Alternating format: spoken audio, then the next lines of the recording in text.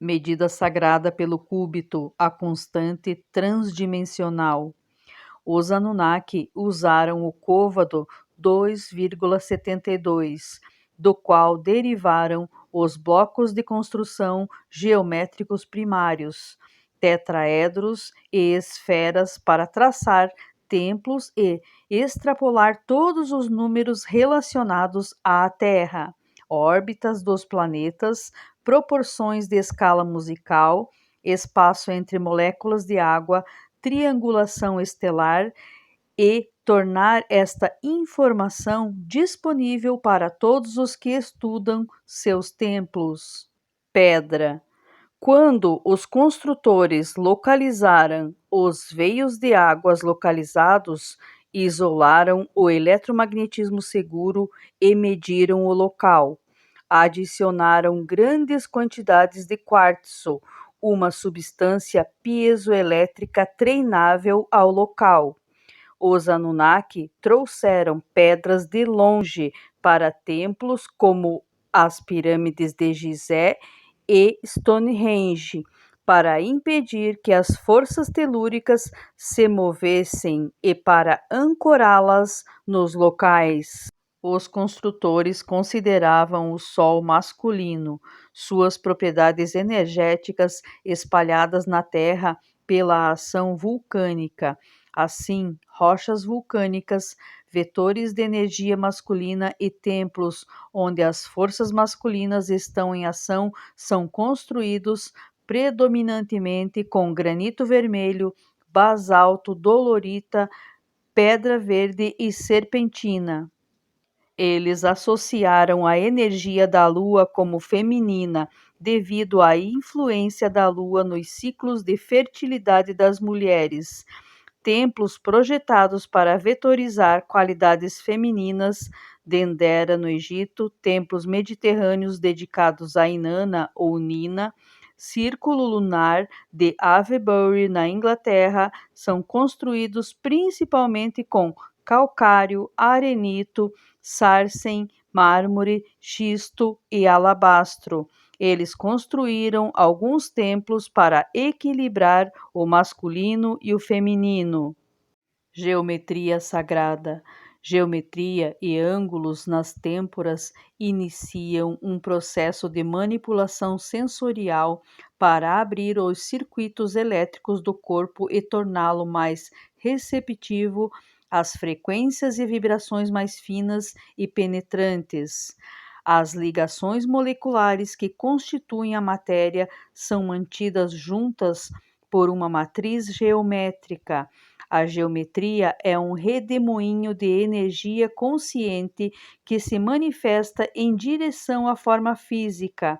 É a linguagem da vida. Seu projeto é refletido no DNA humano, onde 4 compostos básicos são arranjados em ligações de pentágonos e hexágonos.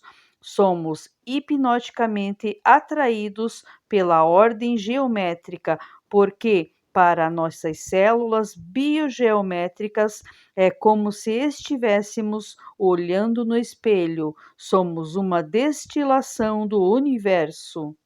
Pirâmides, esferas e quadrados atuam como ressonadores de forças telúricas e cósmicas.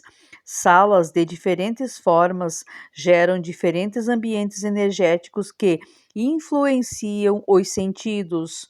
Os construtores Anunnaki aplicaram geometrias específicas para induzir o estado de consciência do indivíduo, para ensinar a autocompreensão, para facilitar o autodesenvolvimento por iniciados que entenderam como traduzir forma e simbolismo, por exemplo, mandalas e yantras, em exercícios meditativos que levam a estados superiores de consciência, para restabelecer a unidade entre corpo, mente e cosmos. Os templos de Luxor, Egito, Angkor Wat, Camboja e Parthenon, Atenas, são baseados na proporção áurea, a espiral que sustenta todos os organismos vivos.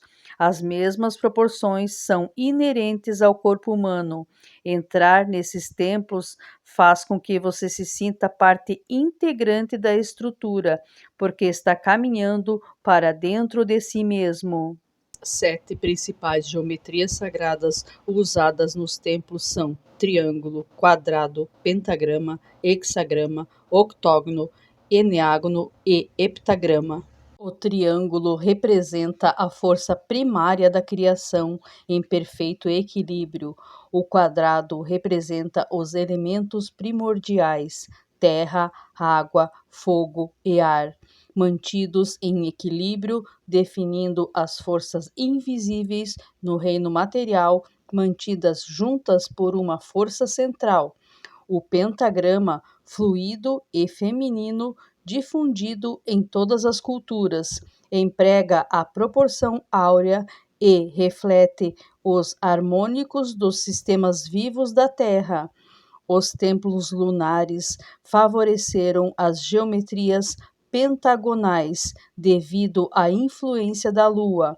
O hexagrama, rígido e estruturado, é masculino, solar, lógico, racional. O heptagrama representa o mistério da criação, a busca da verdade que conduz à iluminação, o indivíduo liberto das ilusões do mundo físico. O octógono representa o equilíbrio entre masculino e feminino, material e espiritual, coração e mente, inspiração e expiração. O eneágono de 9 lados é o triângulo manifestado tríplice e representa a perfeição e a realização mais elevada. Orientação: para receber uma energia específica em um local sagrado, os construtores se voltavam para a entrada do local em uma direção específica para convidar a energia para o santuário interno. Alguns locais sagrados possuem mais de uma entrada e acessam a energia de cada direção. Aqueles, como as pirâmides e pagodes da América Central, acessam a energia da terra, ar, fogo e água. Também os pontos de referência de equilíbrio, equinócios e transições, solstícios. Se a entrada do local estiver voltada para norte, ela acolhe a energia da Terra e o geomagnetismo, já que o magnetismo entra na Terra pelo Polo Norte.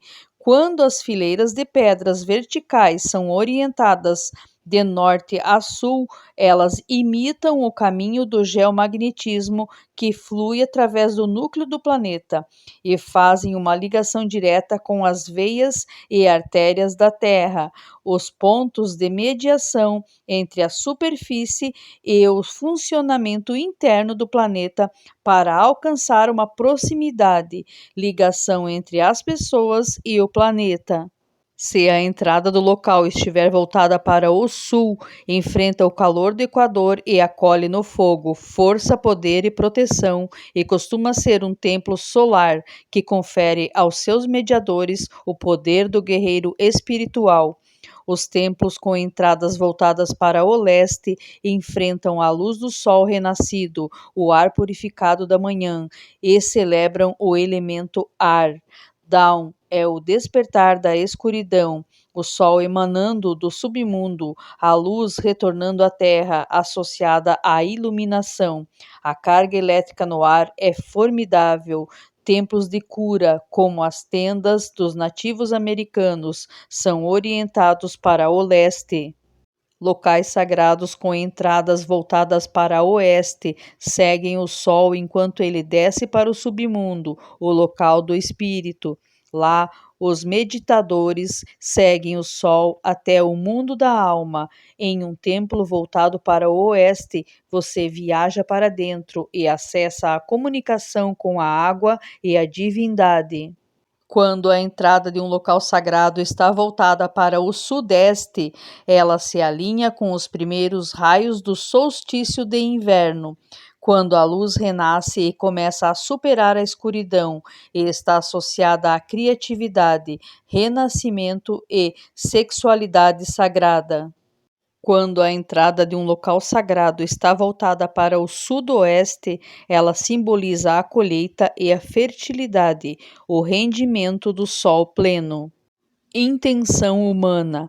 Quando nos tornamos conscientes de um local sagrado Anunnaki ou dos templos posteriores construídos sobre ele, o local se torna consciente de nós. Consagramos um local sagrado quando trazemos nossa geometria sagrada e nossa intenção para o templo. Consciência e intenção. Ambos impulsos eletromagnéticos interagem com as forças concentradas no local para criar uma fusão, unindo os dois templos. Intencionada, nossa silenciosa voz interior une água, eletromagnetismo, medida sagrada, pedra, geometria sagrada e orientação, e dá vida à estrutura. Karnak, um exemplo de local sagrado. Em Karnak, na França, vemos um exemplo perfeito de como esses locais, mostrados aos nossos ancestrais pelos 7 Anunnaki brilhantes, os seguidores de Horus, atravessaram o globo e ajudaram os sobreviventes da grande inundação de 9703 a.C. a construir matrizes megalíticas, induzem as pessoas em rituais e estados de transe onde lembram de sua ancestralidade nas estrelas e de sua conexão com o Criador de tudo. Em Karnak, os brilhantes colocaram 4.000 pedras enormes em 13 linhas paralelas ao longo de 31 linhas de falha, as maiores linhas de falha de terremoto na França, onde as vibrações eletromagnéticas da Terra foram maiores. As 11 fileiras de pedras, que se estendem por quase 1 quilômetro, estão alinhadas com riachos subterrâneos paralelos uns aos outros. As linhas de quartzo e magnetita altamente magnéticos começam e terminam em círculos de rocha em forma de ovo, que amplificam e liberam energia telúrica ao longo do dia. A liberação alternada e ampliação cria indução elétrica. Os menires de Karnak, monolitos verticais, são acumuladores. A pessoa mostra sua altura, metade de um dos menires acumuladores de Karnak. Os círculos de pedra de Karnak eram concentradores e acumuladores. As rochas especialmente escolhidas com altas concentrações de quartzo, transportadas de 60 milhas de distância, são piezoelétricas. Elas geram eletricidade quando são sujeitas a vibrações, e a França vibrou mais em Karnak. Dolmen de Karnak, 2 ou mais grupos de pedras verticais, são espirais.